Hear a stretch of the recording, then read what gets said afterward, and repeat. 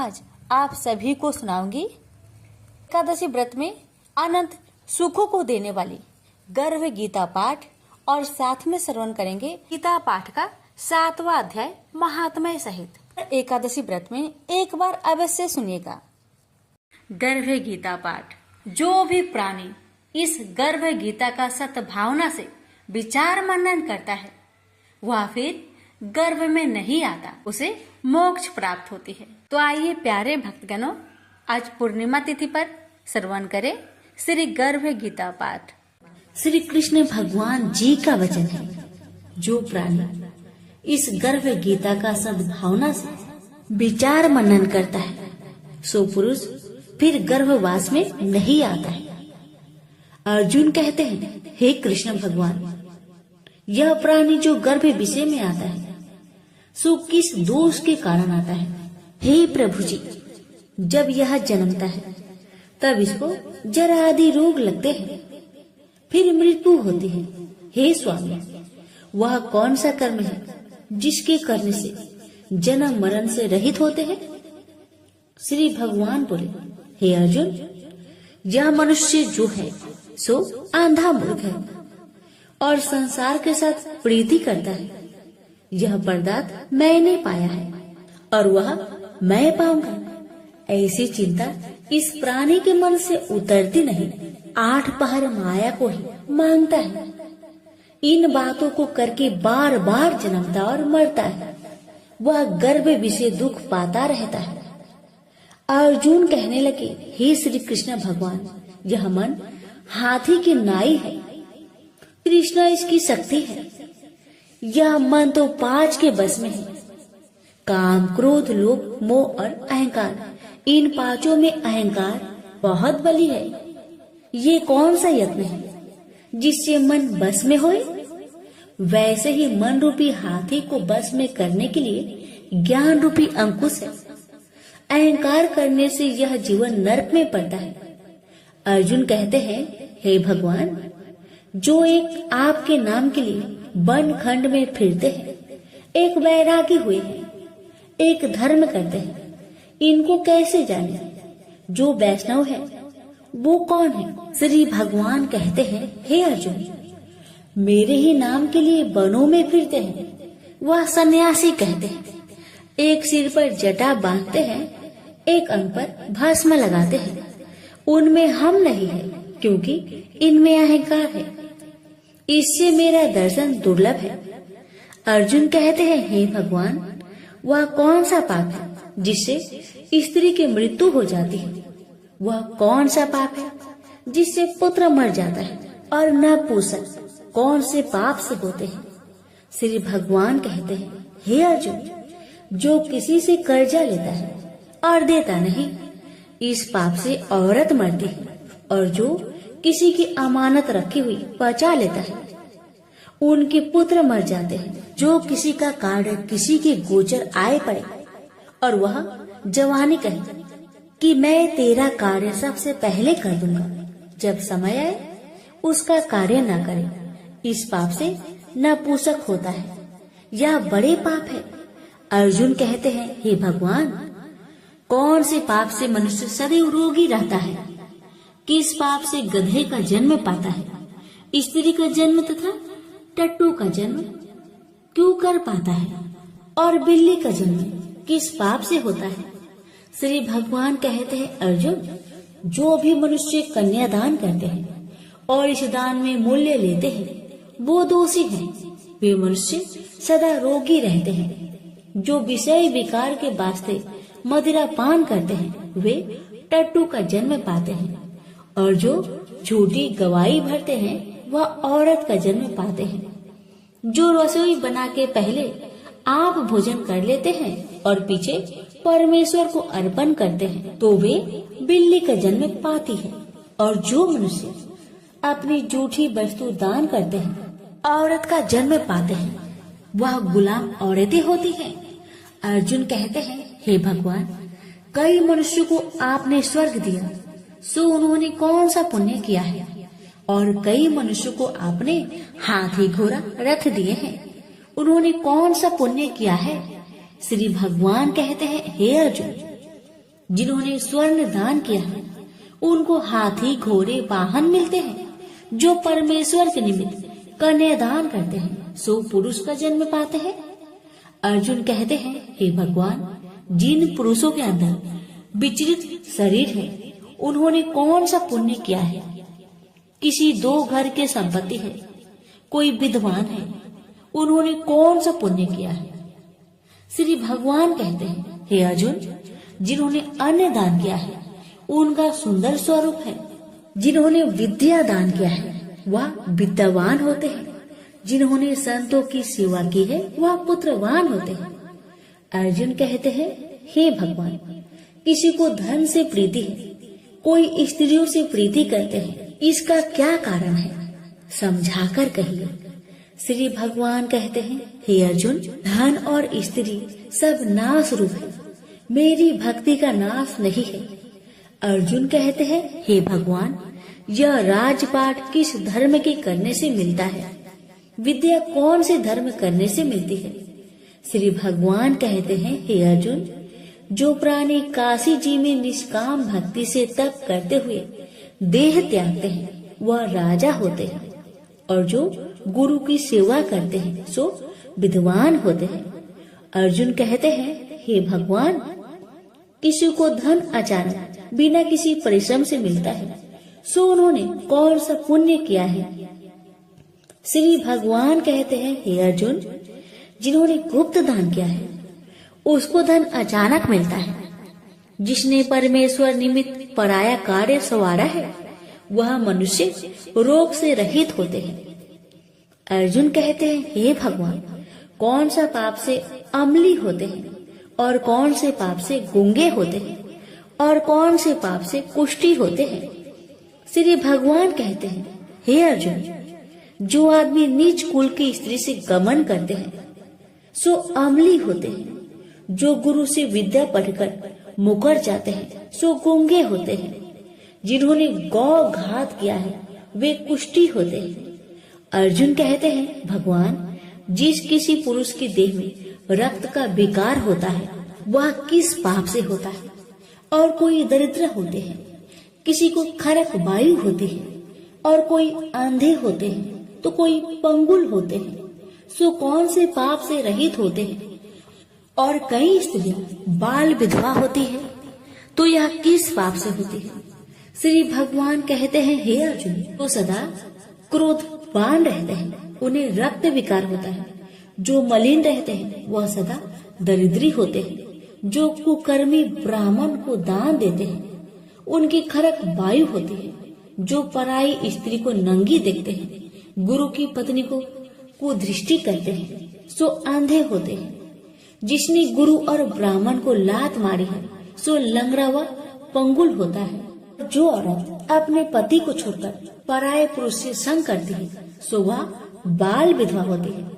अर्जुन कहते हैं, हे भगवान, आप पर ब्रह्मा हो, आपको नमस्कार है। आगे मैं आपको संबंधी जानता था, परंतु अब मैं ईश्वर रूप में जानता हूँ। हे पर ब्रह्मा, गुरु दीक्षा कैसी होती है सो कृपा करके मुझसे कहिए।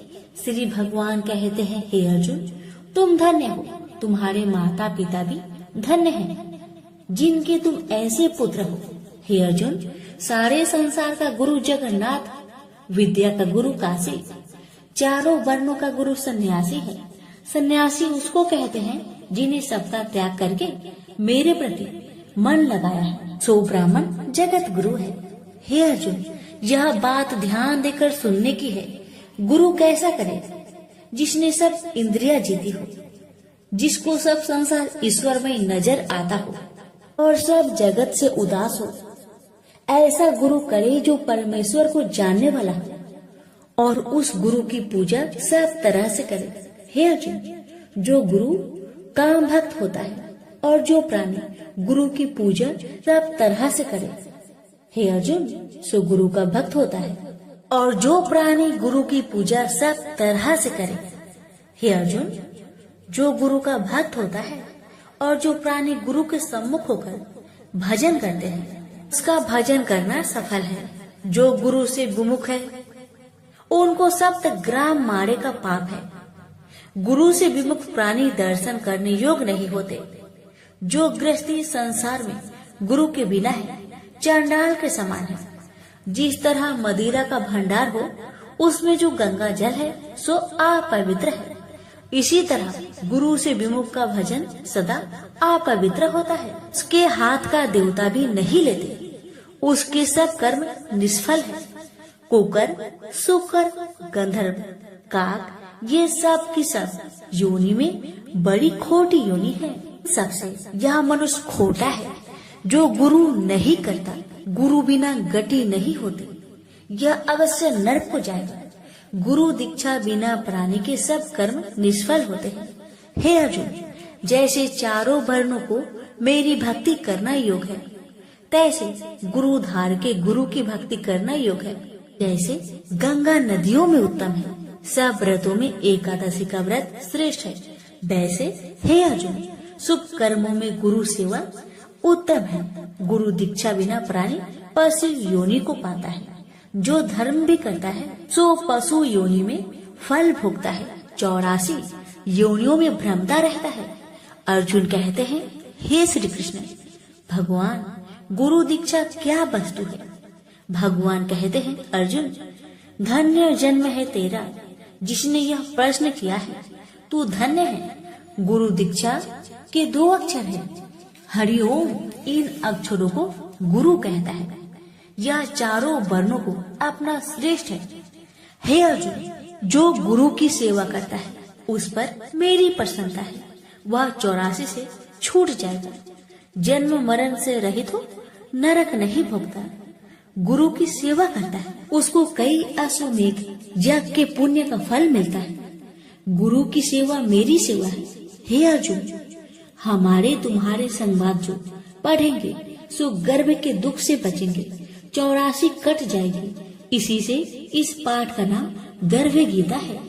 श्री कृष्ण भगवान जी के मुख से अर्जुन ने श्रवण की है। गुरु दीक्षा लेना उत्तम कर्म है। उसका फल है कि नरक से वह 84 से जीव बचा रहता है। भगवान बहुत प्रसन्न होते हैं। प्रेम से बोले श्री कृष्ण भगवान की जय। श्री कृष्ण भगवान बोले, हे पार्थ, जो मुझ में मन लगाकर मेरे में ही आश्रय लेकर योगा अभ्यास करते हुए मेरे स्वरूप का संचय रहित पूर्ण ज्ञान प्राप्त होगा, सो सुनो, विज्ञान के सहित वह पूर्ण ज्ञान में तुम्हें सुनाता हूँ, जिसके जानने से तुमको इस लोक में और कुछ जानना शेष न रहेगा। सहस्त्रों मनुष्य में से कोई एक सिद्धि प्राप्त के लिए यत्न करता है। उन यत्न करने वाले सिद्धों में से कोई बिरला ही मुझे ठीक जान पड़ता है।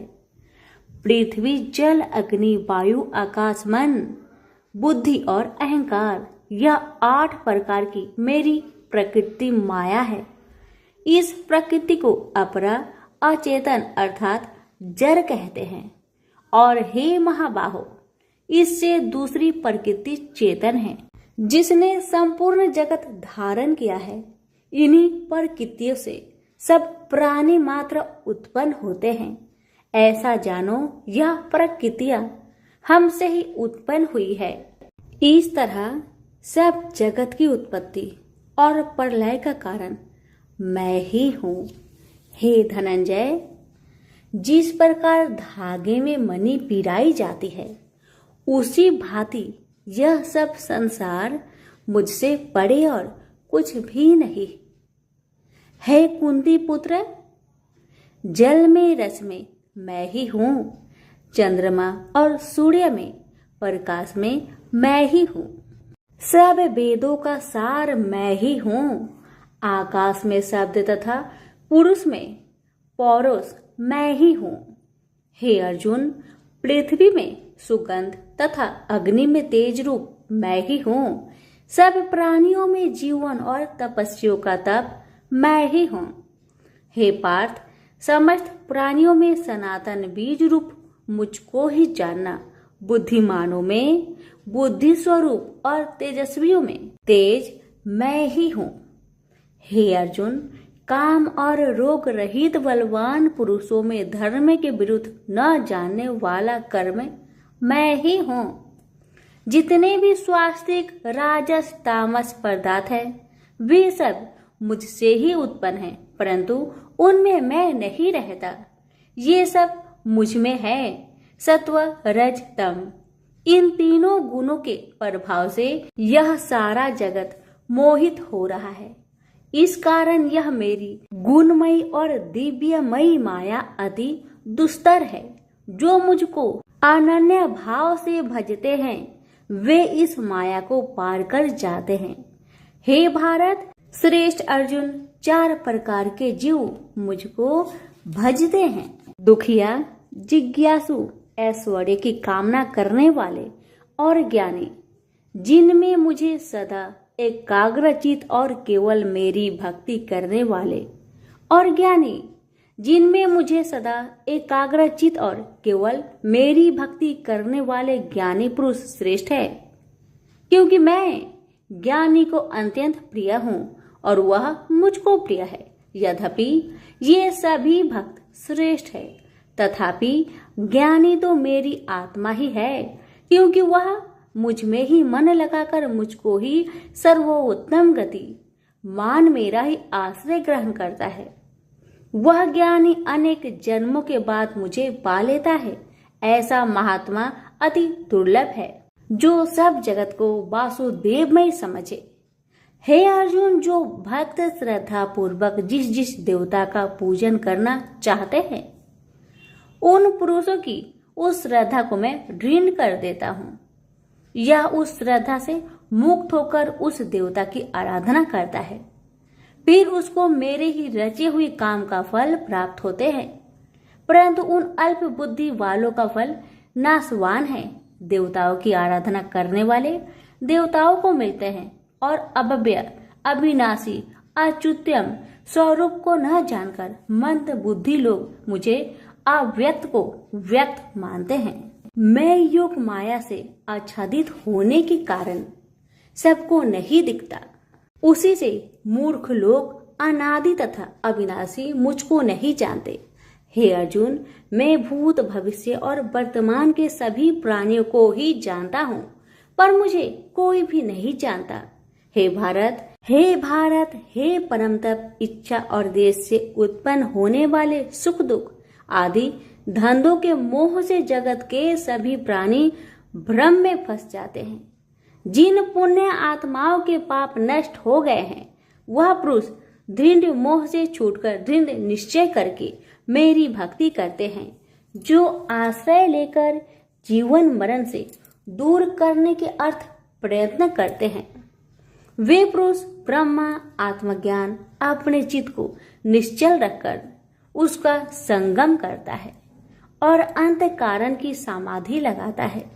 जिस अवस्था में योग अभ्यास के कारण चित्त का वेग रुक रुक कर विषयों से पृथक होने लगता है और जब शुद्ध अंतःकरण से आत्मा को देखकर आत्मा में ही संतुष्ट होता है, जिस अवस्था में वह अत्यंत सुख जो इंद्रियों द्वारा जाना नहीं जा सकता वरन केवल बुद्धि से ही जाना जाता है, और जब वह योगी अनुभव करता है तब आत्मा स्वरूप में स्थिर हो उससे विचलित नहीं होता।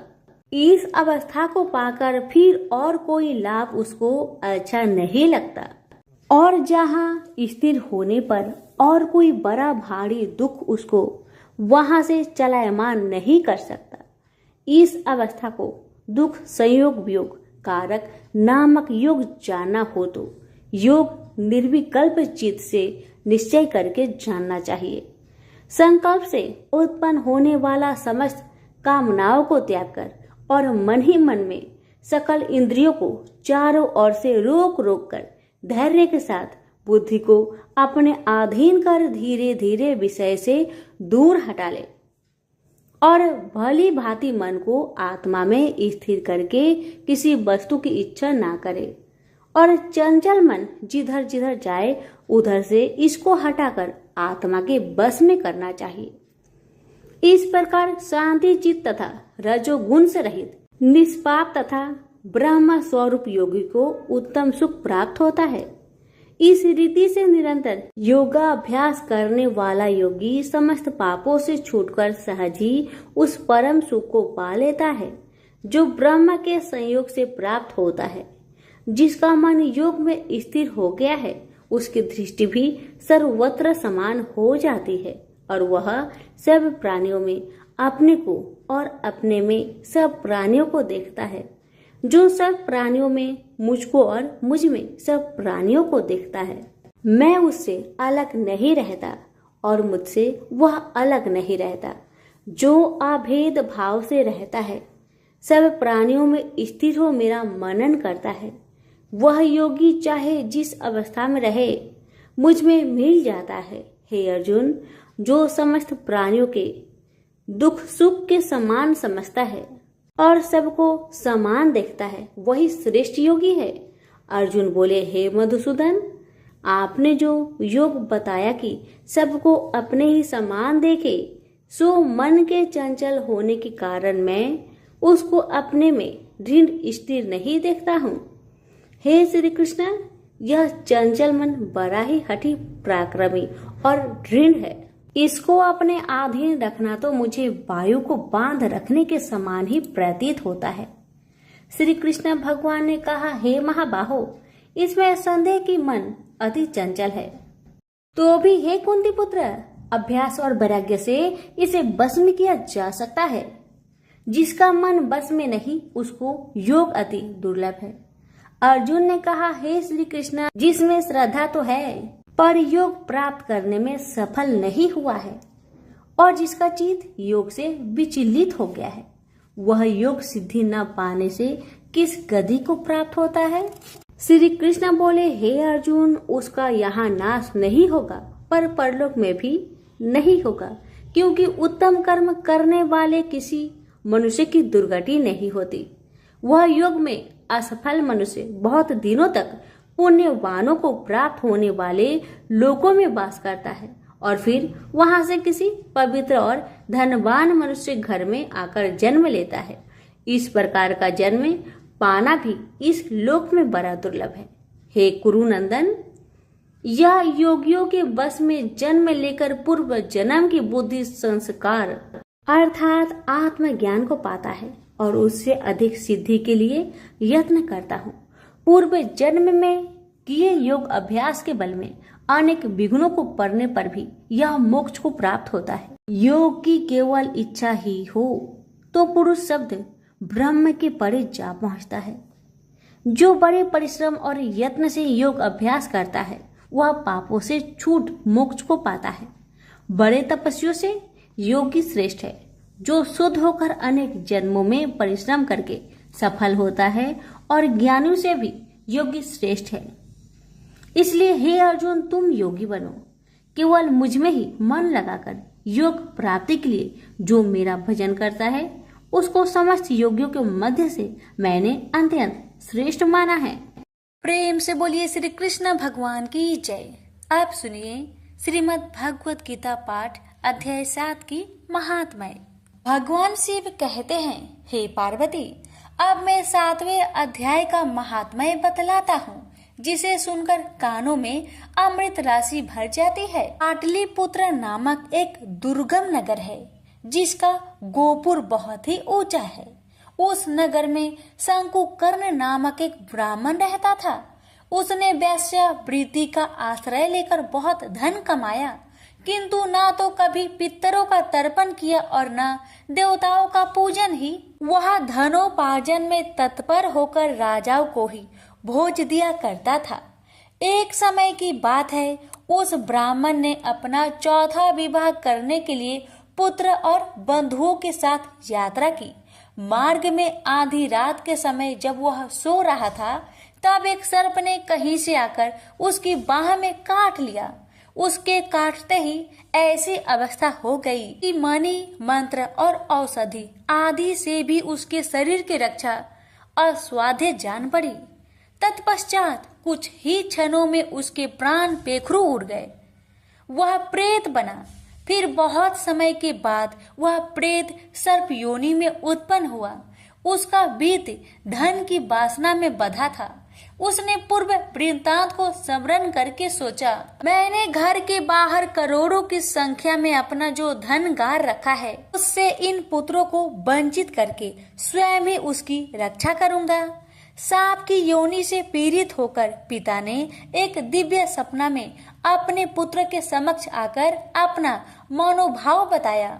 तब उसके पुत्र ने सवेरे उठकर बड़े विस्मय के साथ एक दूसरे से सपने की बातें कही। उनमें से झंझला पुत्र कुदाल हाथ में लिए घर से निकला और जहां उसके पिता सर्प योनि धारण करके रहते थे, उस स्थान पर गया। यद्यपि उसे धन के स्थान पर ठीक ठीक पता नहीं था, तो भी उसने जीहो से उसका ठीक निश्चय कर लिया और लोभ बुद्धि से वहां पहुंचकर बाबी को खोदना आरंभ किया। तब उस बाबी से बड़ा भयानक सांप प्रकट हुआ और बोला, ओ मूर्ख, तू कौन है? किस लिए यहाँ आया है? यह बिल क्यों खोद रहा है? किसने तुझे भेजा है? ये सारी बातें मेरे सामने बता। पुत्र बोला, पिताजी, आपकी मुक्ति कैसे होगी? इसका उपाय मुझे बतलाइए, क्योंकि मैं इतनी रात को सब लोगों को छोड़कर आपके पास आया हूँ। पिता बोले, बेटा, गीता के अमृतमय 7वें अध्याय को छोड़कर मुझे मुक्त करने में तीर्थ, दान, तप और यज्ञ भी सर्वथा समर्थ नहीं है। केवल गीता का 7वां अध्याय ही प्राणियों के जरा मृत्यु आदि दुखों को दूर करने वाला है। पुत्र, मेरे श्राद्ध के दिन गीता के 7वें अध्याय का पाठ करने वाले ब्राह्मण को श्रद्धा पूर्वक भोजन कराओ। इससे निसंदेह मेरी मुक्ति हो जाएगी। बस अपनी शक्ति के अनुसार पूर्ण श्रद्धा के साथ निर्वर्षी और वेद विद्या में प्रवीण अन्य प्राणी को भी भोजन कराना। सर्प योनि में पड़े हुए पिता के यह वचन सुनकर सभी पुत्र ने उनकी आज्ञा अनुसार तथा उससे भी अधिक किया। अब शंकुकर ने अपने सर्प शरीर को त्याग कर दिव्य देह धारण किया और सारा धन पुत्रों के अधीन कर दिया। पिता ने करोड़ों की संख्या में जो धन उनमें बांट दिया था, उससे वे पुत्र बहुत प्रसन्न हुए।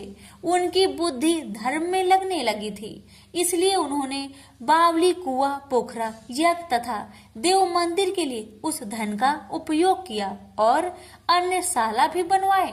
तत्पश्चात 7वें अध्याय का सदा जप करते हुए उन्होंने मोक्ष प्राप्त किया। हे पार्वती, यह तुम्हें 7वां अध्याय का महात्म्य बतलाया, जिसके श्रवण मात्र से मानव सब पातकों से मुक्त हो जाता है। प्रेम से बोलिए उमापति शंकर भगवान की जय।